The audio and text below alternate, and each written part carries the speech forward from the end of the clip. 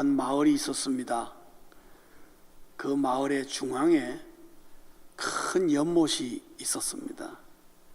겨울이 와서 그 연못이 꽝꽝 얼었습니다. 그러니까 동네 아이들이 쭉 나와서 열심히 스케이트를 타고 있었던 거죠.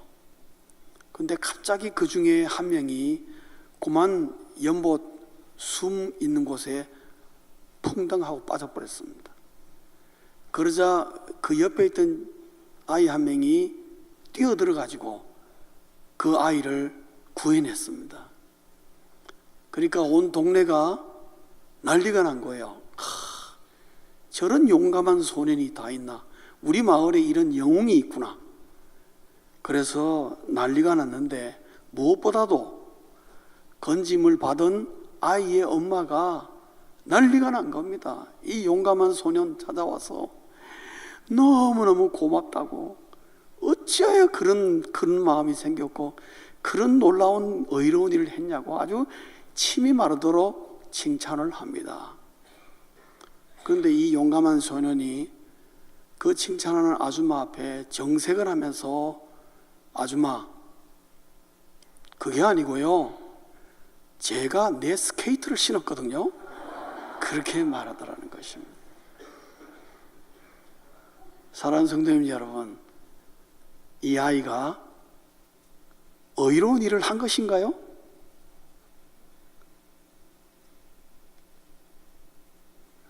맞아요?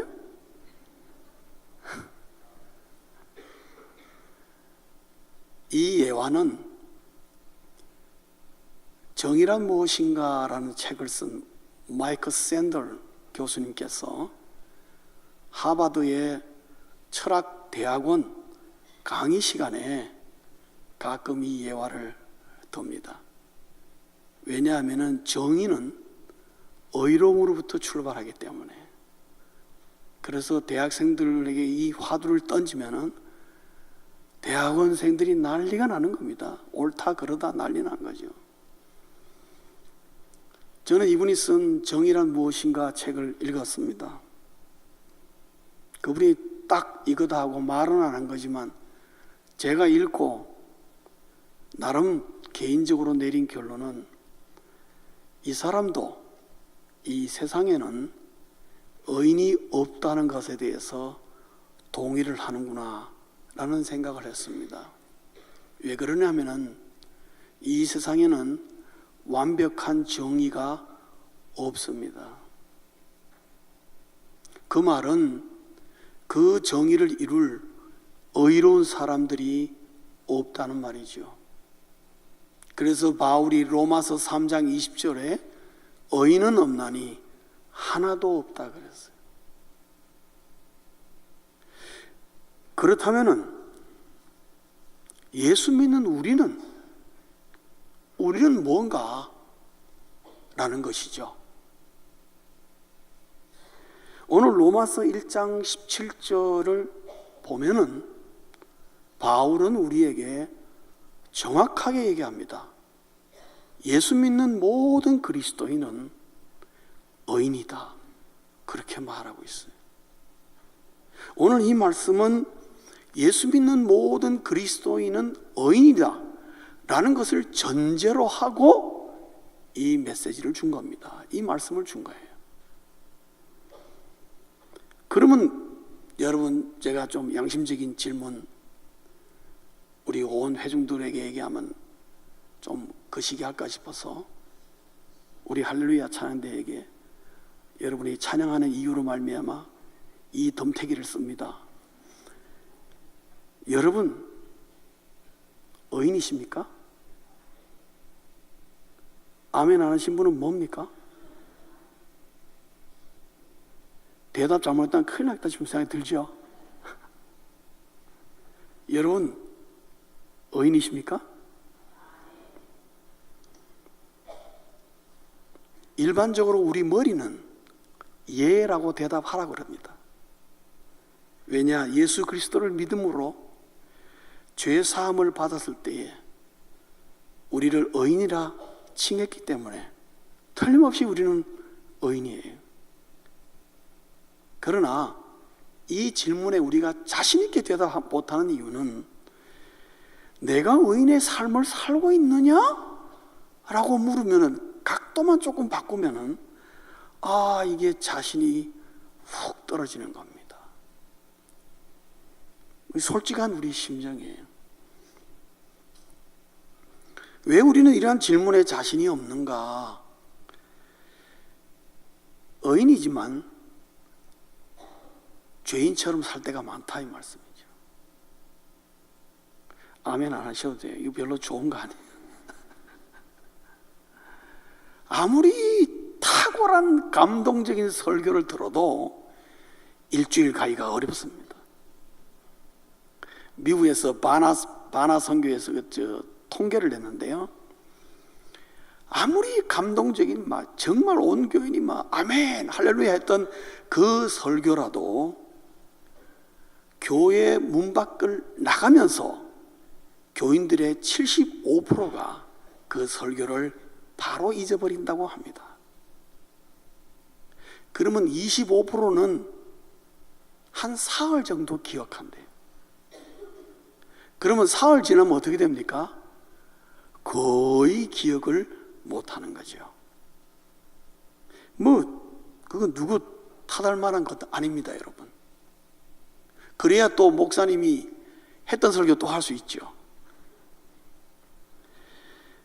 그렇지만 우리가 의인이냐라고 물을 때에 머리는 분명히 의인인 건 맞는데 내 삶을 보면은 자신이 없는 겁니다.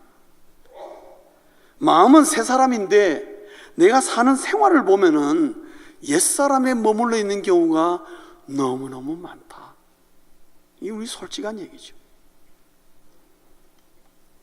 심지어 어떤 사람은 그런 것이 계속해서 죄책감이 되어서 하나님 앞에만 교회만 오면 주야 죄인이 왔사오니 하고 회개부터 하려고 합니다. 물론 회개 안 하는 것보다는 너무너무 낫죠. 그러나 하나님께서 여러분이 교회에 오셨을 때에 듣고 싶은 기도는 무엇인가 하면은 하나님 일주일 동안 제가 의인으로 살게 해주시고 의인으로 말미암아 하나님께 감사할 제목이 이렇게 많은 것을 주께 올려드립니다. 그런 기도를 듣기를 더 기뻐하신다는 걸 아셔야 돼요. 그래서 우리 한국 교인들은 대체적으로 습관이 조금 잘못 들었어요. 무조건 죄인이래. 저는 목사님들의 잘못도 있다고 생각합니다. 그러나 제가 성경을 열심히 공부하면서 배운 거는 뭐냐? 아니다. 예수 믿는 그리스도인들은 말씀만 용서받아서 의인이 아니라 우리의 삶도 얼마든지 의인으로 살 수가 있다. 바울이 그렇게 얘기하고 있는 것입니다. 그러면 바울은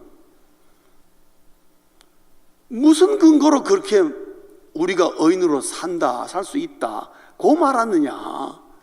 여러분, 바울이 살던 시대도 오늘 우리가 살던 시대와 멀쩡 비슷합니다. 큰 차이 없습니다. 바울도 한 시대에 우리와 같은 삶을 살았습니다. 똑같은 갈등을 경험했던 사람입니다. 그런데 오늘 말하기를 우리는 의인이다, 의인을 전제하여 이 말씀을 드리는 그 근거가 어디 있느냐 하는 것이죠. 오늘 본문 17절 우리 다시 한번 보겠습니다. 제가 읽을게요. 복음에는 하나님의 의가 나타났어. 복음에는 뭐가 나타난다고 그랬다고요? 하나님의 의가 나타난다. 하나님의 의로움이 나타난다는 거죠. 그런데 여기 뉘앙스가 이렇습니다. 이 말씀은 지금 예수 믿는 사람을 상대로 하는 거예요. 그리스도인으로. 그러면 그리스도인들이 품고 있는 복음, 로마 교인들을 향해서 당신들이 지금 알고 있고 가슴에 품고 있는 그 복음에는 뭐가 나타난다고요? 하나님의 의가 나타난다. 오호. 바울이 말하는 근거는 여기에 있습니다. 다시 말하면은 내가 예수 믿는 그리스도인으로서 내 가슴 속에 복음을 품고 살면은 그 복음으로 말미암아 내 삶에서 무엇이 나타난다는 겁니까? 하나님의 의가 나타난다는 거예요. 그것이 나를 의롭게 한다는 거예요. 내가 잘났어도 아니고 내 능력이 탁월했어도 아니고 그걸 말합니다.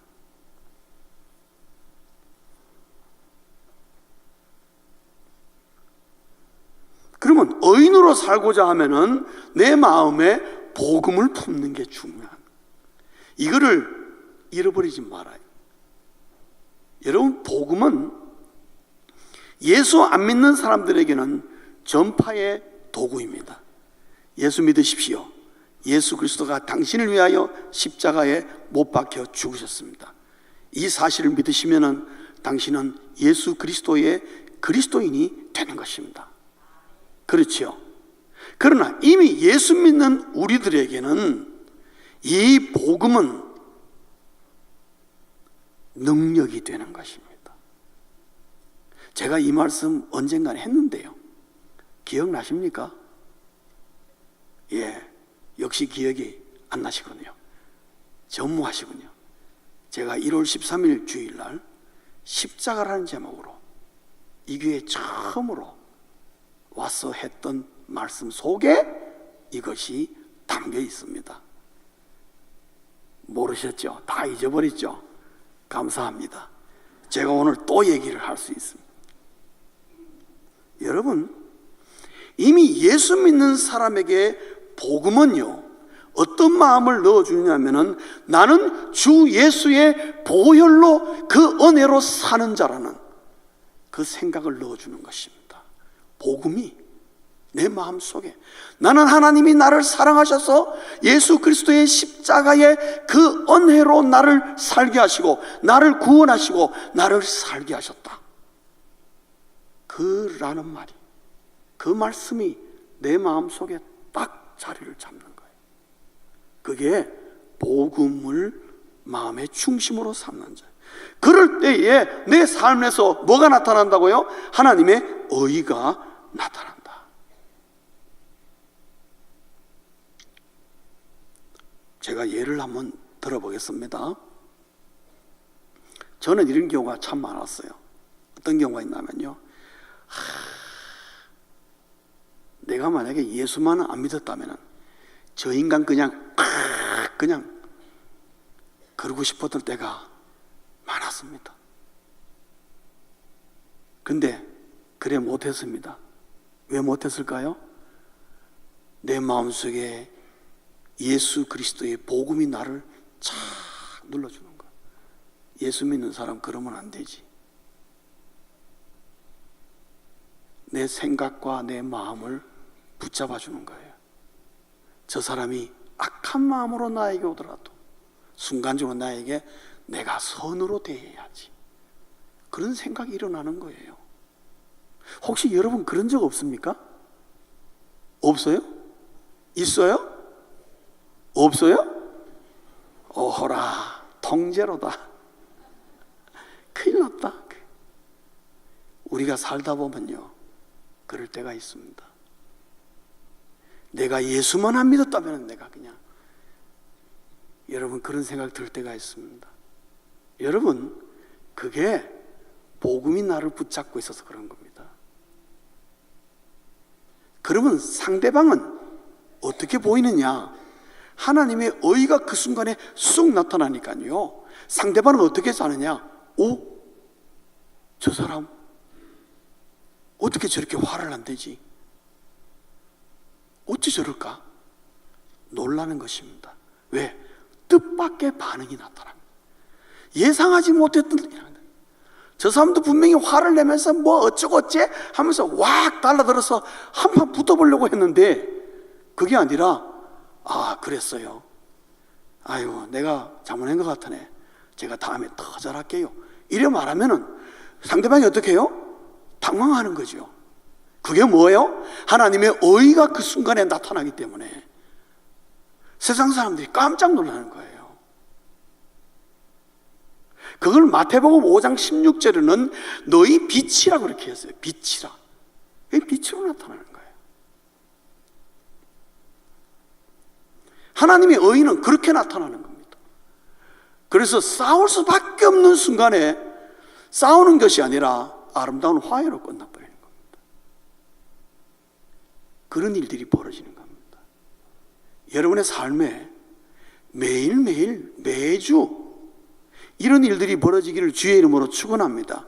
이게 내 마음속에 복음을 나는 예수 그리스도의 은혜로 사는 자고 하나님의 사랑의 그 십자가의 보혈로 사는 자라는 그 마음이 나를 그렇게 내 생각을 조정하고 내 마음을 컨트롤해주고 내 마음속에 선한 생각을 집어넣고 악한 가지들이 도전해도 나는 선한 행동으로 대할 수 있는 그 용기와 마음을 준다는 말이죠. 그 순간에 하나님의 의의가 나타나요. 왜냐하면 복음은 근본적으로 성결을 추구하기 때문에 그렇습니다. 복음은 우리에게 악한 행동 못하게 합니다. 절제시켜버린 겁니다. 그래서 복음으로 말미암아 의인으로 살고자 하는 자에게는요, 억제력이 굉장히, 나도 모르는 억제력이 많이 솟아오릅니다. 뭐 때문에? 내 마음속에 있는 복음의 능력 때문에.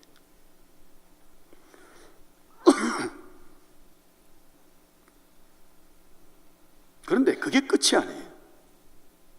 내가 복음으로 말미암아 이런 식으로 하나님의 의의가 나타날 때에 오늘 본문은 거기서 끝나지 않고 이어갑니다. 봅시다. 17절 보겠습니다. 복음에는 하나님의 의의가 나타나서 그 다음에 뭐라고 되어 있죠? 믿음으로 믿음에 이르게 하나니. 오호. 하나님의 의의가 나에게 나타나고 또 나타나고 여러 가지 상황 속에서 이것이 반복될 때마다 나에게 이 복음, 하나님이 나에게 주는 놀라운 선물이 있는데 그게 뭐냐? 믿음의 믿음으로. 즉 믿음 플러스 믿음. 이 말은 뭡니까? 내 믿음이 더 강해진다는 거죠. 내 믿음이 더 강화된다. 그러면 이런 것이 쌓이고 하나님의 의의 모습이 쌓이고 쌓이면은 어떻게 된다고요? 오늘 본문 마지막에 보면은 오직 의인은 뭐로 산다고요? 믿음으로 말미암아 살리라 라는 이 하박국의 고백이 내 고백이 되어버린다는 것입니다. 견고한 믿음이라는 거죠. 그 믿음을 향하여 내 목숨이라도 내놓을 만큼 흔들리지 않는 믿음을 소유하는 것입니다. 이 믿음이 나를 본격적으로 의인으로 살게 하는 겁니다. 그동안에는 다른 사람이 나에게 어떤 자극을 주면은 내가 억제함으로 말미암아 하나님의 의의를 나타내다가 내 믿음이 견고해지면은 이 세상에서의 자신감이 생기는 거예요. 죄악이 관영한 세상에서도 내가 의인으로 판단하고 의인으로 말하고 의인으로 행동하게 된다는 겁니다. 뭐 때문에? 이 견고한 믿음으로 말미암아. 그게 믿음이 주는 효과예요. 수많은 선교사들이 왜 나온 줄 압니까? 이 견고한 믿음 때문에 흔들리지 않으니까 죽어도 안 흔들리는 거예요. 그게 순교입니다, 여러분. 의인의 모습이죠. 사랑하는 성도님 여러분, 성도에게 흔들리지 않는 믿음은 놀라운 자제력, 특별히 사탄의 공격과 악한 것의 공격으로부터 엄청난 자제력을 가지게 되고 아주 탁월한 분별력을 가지게 됩니다. 그게 어디서 출발하느냐? 복음으로부터, 내 마음속에 복음을 품음으로부터 시작되는 거예요. 오늘 17절은 그 말씀을 해주고 있습니다. 그러므로 여러분 가슴 속에 예수 십자가의 복음이 품고 있다면 여러분은 오늘 지금 당장부터라도 의인으로 살 수가 있다는 거예요. 바울이 그 말을 해주고 있는 것입니다. 그리고 얼마든지 가능하다는 겁니다. 그렇다면 하나 더, 왜 바울은 이 의인이라는 것을 굉장히 강조하느냐? 왜냐? 로마서 전체가 이 의인의 삶을 설명하고 있어요. 1장부터 8장까지는 우리가 어떻게 하여 의인이 되었는가? 그 다음에 9장부터 16장까지는 그러면 우리가 의인으로서 이 세상에 어떻게 살아야 의인의 모습으로 살 것인가? 그것을 얘기해 줍니다.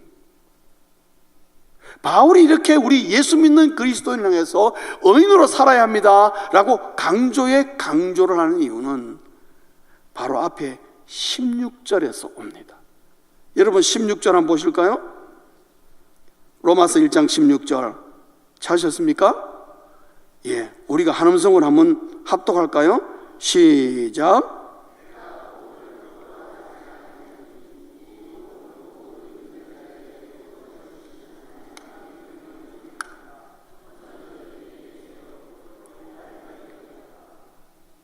아멘. 여러분, 이 말씀은 바울의 고백입니다. 자기가 의인의 삶을 살고 보니 이렇더라. 그런데 이거를 거꾸로 뒤집으면, 만약에 우리가 그러면 예수 믿는다고 하면서 의인의 삶을 살지 않으면 어떻게 되는가? 오늘 16절은 우리에게 세 가지 경고를 해줍니다. 첫째는 복음을 부끄러워하는 교인이 된다는 겁니다. 복음을 부끄러워하는 그리스도인은, 그 말은 무슨 말인가 하면 예수 그리스도를 부끄럽게 하는 그리스도인으로 살 수 있다는 겁니다. 굉장히 무서운 경고입니다, 여러분. 내 혼자 부끄러운 것이 아니라 나로 말미암아 예수 그리스도를 부끄럽게 만들 수 있다는 겁니다. 그러지 않기 위해서라도 나는 어떻게 해요? 의인으로 살아야 된다. 두 번째로 뭐냐면은, 내가 예수 그리스도를 믿어서 한평생 그리스도인으로 살면서 모쪼록 한 영혼이라도 구원시켜야 되는데 의인으로 살지 못하면은 아무도 구원을 시킬 수 없다는 걸 말합니다. 내가 의인을 예수 믿는다는데, 죄인으로 사는데 누가 나를 보고 예수를 믿으려고 하겠습니까?